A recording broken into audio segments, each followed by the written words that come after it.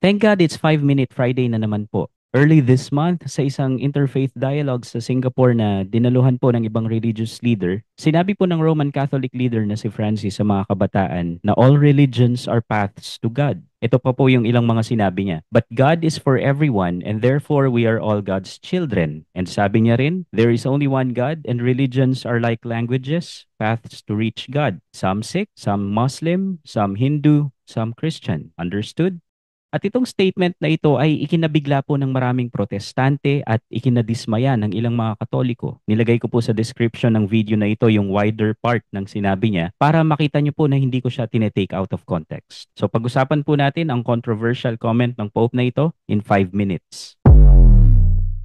Bakit po ba shocking ang statement na ito? May teaching po kasi ang Roman Catholicism na there is no salvation outside the church. Naniniwala po silang si Kristo lang ang tagapagligtas, pero nagliligtas siya through the church. Pero wala po tayong makikitang anything sa speech niya na tungkol dito. May isang kilalang Catholic apologist na inamin na mali ang statement na yun ng Pope nila. Dinescribe niya po na careless, di napag-isipang mabuti, irresponsible, harmful, dangerous, at isang mess na kailangan nilang linisin itong statement ng Pope nila. Confusing din daw po ito kasi maraming pagkakataon daw na sinabi ng Pope nila na si Jesus lang ang daan papuntang langit. Pero dito, and take note, mga bata lang po ang kausap niya, bakit di niya masabi yon?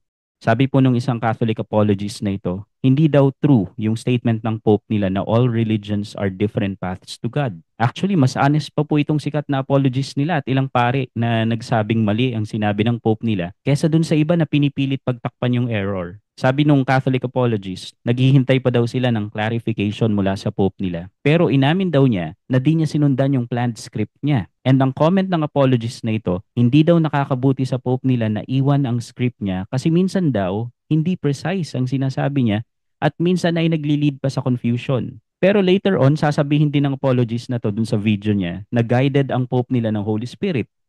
So sino po ba talaga ang guide ng Pope nila? Ang Holy Spirit ba o yung script? And di po ba, pag di ka nag-rely sa script, saan mo kinukuha yung mga sinasabi mo? Sabi po ng mga students, stock knowledge. Ang alam naman po natin na kung ano ang sinasabi mo kahit walang script or nakalimutan mo man yung script, yung sasabihin mo from the heart or from memory ang talagang pinapaniwalaan mo. Tapos yung isa pa pong depensa na sinabi niya, mga bata naman daw ang kausap ng Pope nila.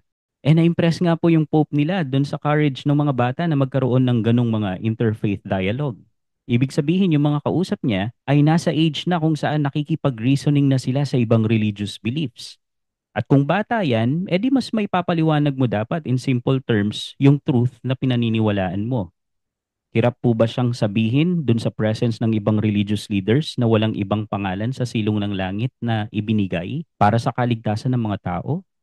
Hirap po ba siyang sabihin sa kanila ang sinabi ng apostol na si Juan na kung wala sa iyo si Jesus, wala kang buhay?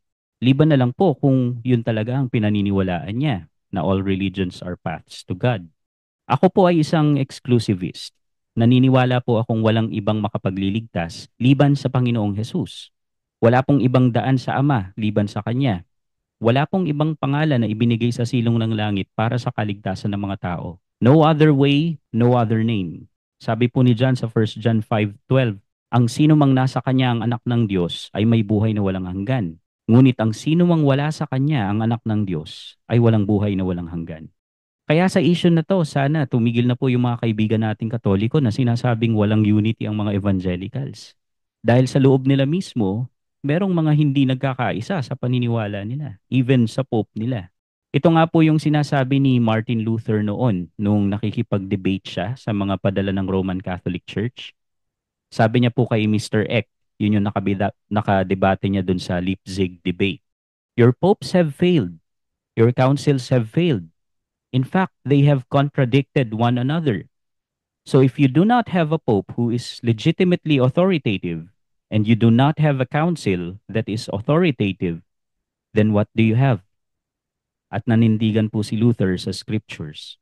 So, abangan po natin kung ano ang gagawin nila sa pope nila. Lalo pat aminado din yung sinasabi kong apologist and ilang mga pari na maraming Catholics ang na-confuse dahil sa statement niya. Kayo po, ano po ang masasabi nyo sa statement ng Catholic Pope? Comment lang po kayo kung nabitin kayo sa discussion na ito. Ituloy po natin ang usapan sa comment section. At dyan po nagtatapos ang 5 Minute Friday. Pagpalain po kayo ng Panginoon at huwag kalimutang maging pagpapala sa iba.